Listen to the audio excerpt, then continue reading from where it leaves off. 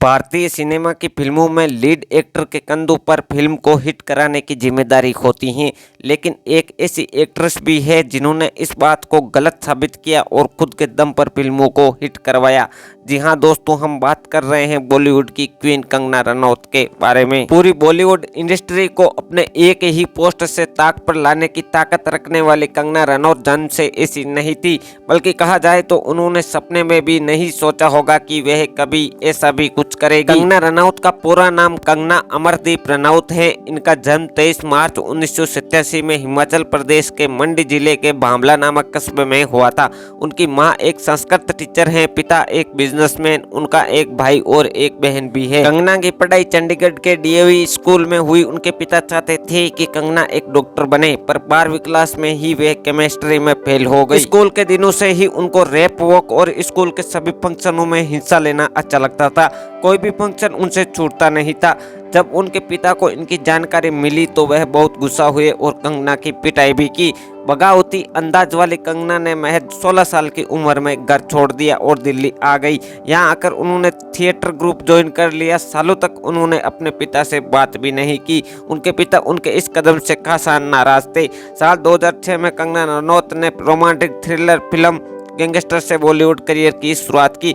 इस मूवी के लिए कहा जाता है कि अनुराग बासु ने पहली बार कंगना को एक कॉफी शॉप में देखा था। कंगना ने एक इंटरव्यू में बताया कि उनकी पहली फिल्म देखकर उनके दादाजी खासा नाराज हुए। नाराज होने की वजह थी फिल्म में दिखाया गया एक किसिंग सीन। उनकी एक बड़ी बहन रंगोली रनौत भी है, जिन पर साल 2005 में अटैक हुआ था। इस हादसे ने कंगना को अंदर से हिला कर रख दिया। हालांकि अब रंगोली इससे उबर चुकी है और कंगना की मैनेजर है। कंगना अपनी बहन के ऊपर एक बायोपिक भी बनाना चाहती हैं। इन्हें अपने फिल्म पैशन के लिए साल 2008 में नेशनल अवार्ड से नवाजा गया। ये अवार्ड पाने वाली वे सबसे कम उम्र की एक्ट्रेस हैं। उस समय उनकी उम्र महज 22 साल थी।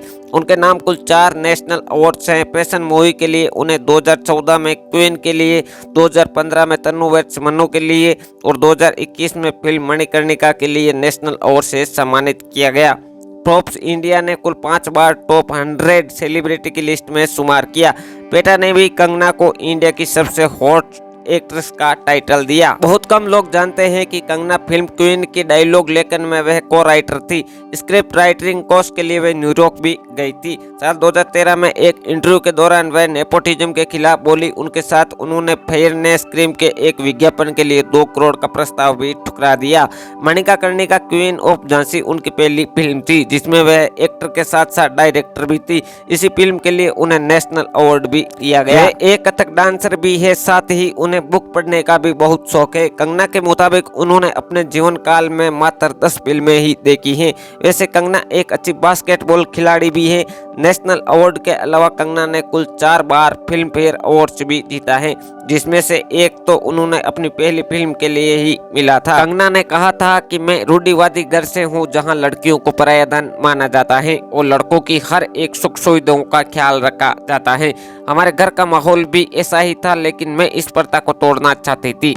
जब मैं 15 साल की हुई तो मुझे दिल्ली जाने का मौका मिला और मैं घर से कुछ करने के इरादे से निकल गई। कंगना ने इस शो में स्वीकार किया था कि वो फिल्मों में काम करेगी या नहीं, वो ये बात तब नहीं जानती थी। बस वो अपना नाम बनाना चाहती थी, जिससे उनके पेरेंट्स कह सके कि लड़कियां भी कुछ कर सकती हैं। दिल्ली में वो अपनी एक दोस्त के यहाँ रहती थी और थिएटर ज्वाइन कर लिया था। कंगना रनौत ने अपने मुंबई के संघर्षों के बारे में बताया। थिएटर के तरफ से कुछ लड़कियों को एक किसी विज्ञापन के लिए मुंबई जाना था। लड़कियों के इस ग्रुप में कंगना भी शामिल थी। इस विज्ञापन शूट के दौरान ही उन पर अनुराग बासु की नजर पड़ी थी। उन्होंने ही कंगना को पहली फिल्म ऑफर की। कंगना बिना किसी गॉडफादर के बॉलीवुड में आई। उस दौरान एक एक्टर ने उनकी शुरुआती समय में मदद भी की थी, जिसका नाम आदित्य पांचोली है। कंगना का अपना प्रोडक्शन हाउस भी है। उन्होंने एक्टिंग के अलावा डायरेक्शन और प्रोडक्शन का भी काम संभाल लिया। कंगना रनौत बॉलीवुड की एक धाकड़ एक्ट्रेस है जो बेबाकी के साथ हर मुद्दे पर अपनी बात रखती हैं।